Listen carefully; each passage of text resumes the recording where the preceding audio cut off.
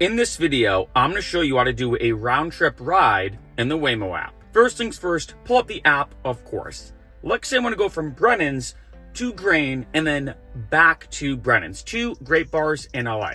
First thing, type in your addresses as normal. Then once you do, click where it says add a stop or do a round trip ride. When you click this, it will give you a note.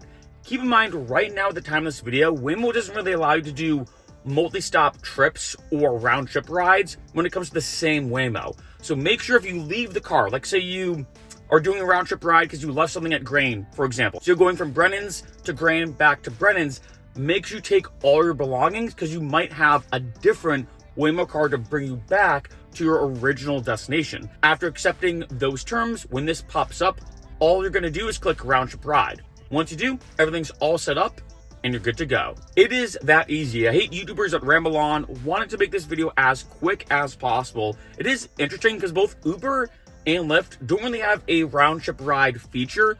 You just have to do a multi-stop trip and kind of switch it up to do a round trip ride almost manually if I'd word it like that. Waymo has that feature right on the app.